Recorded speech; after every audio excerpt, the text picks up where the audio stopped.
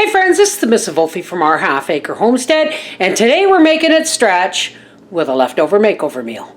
Swedish meatloaf.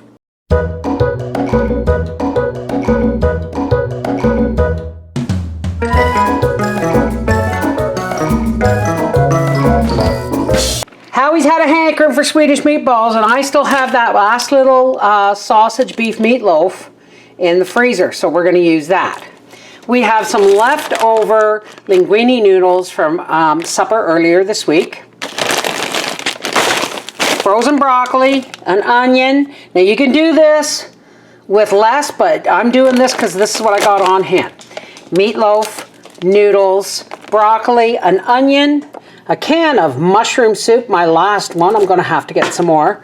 A can of mushrooms, a can of my home canned celery, and some cheddar cheese in deference to the broccoli. Let's get started. First, I'm going to take my casserole dish here, and I'm going to butter it with a pastry brush and a bit of butter. I haven't saved any butter wrappers up yet to be greasing my pans yet. So we're just going to do it this way.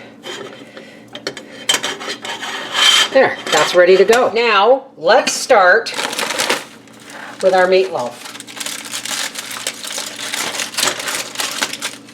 Save that piece of tin foil, folks. It's ripped, so we will wash it and then we will save it to crumple up to clean our barbecue grills. Now here we go.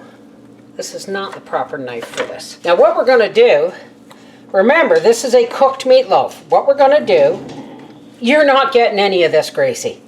We're going to cut up and cube up this meatloaf as if it were meatballs. We're going to start tossing that in there.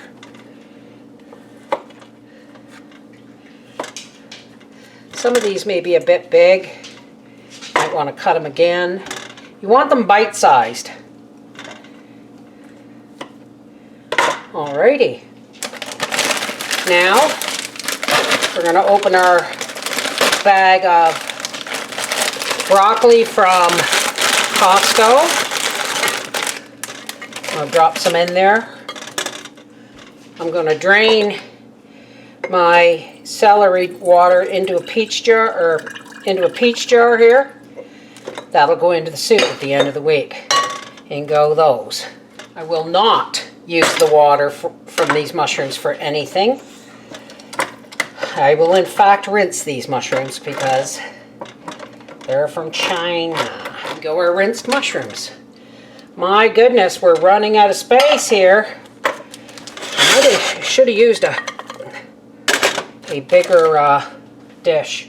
I'm just going to slice this onion up. We like our onion in chunks, so we get a nice, still have a bit of crunch, but it's sweet. Now, my goodness, what are we going to do with all these noodles? We're just going to dump them on top. Saved in a milk bag that I will, again, wash and reuse.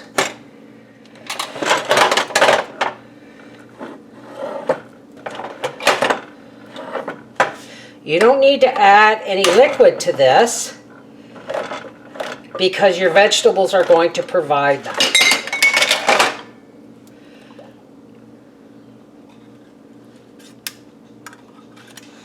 Get every bit of that.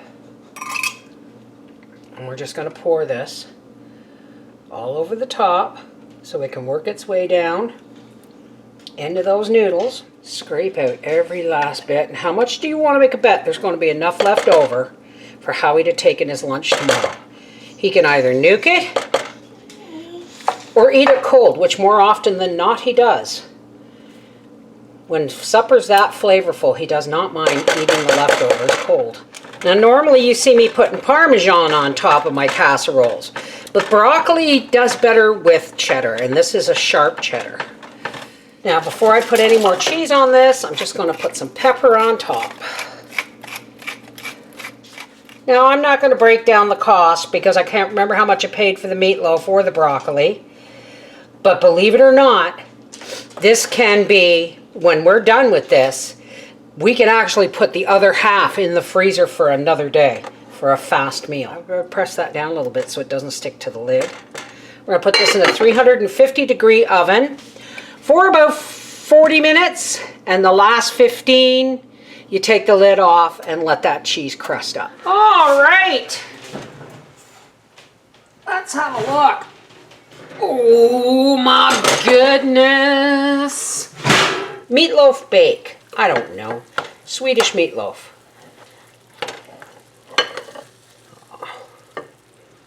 Oh. I should have cut the noodles. Let's pepper it and take it to Papa. This is Swedish meatloaf, kind of. Kind of, sort of? Yeah. Swedish meatloaf? Well, you wanted Swedish meatballs, and I told you I was cooking that last little meatloaf, so I just cut it up into cubes. It's awesome. Thank you, darling. This is the Mrs. Wolfie from our half-acre homestead saying, well, it was leftover frozen meatloaf, leftover noodles, and pantry stuff. I'm not breaking down the cost because, well, that meal's priceless. Take care. God bless.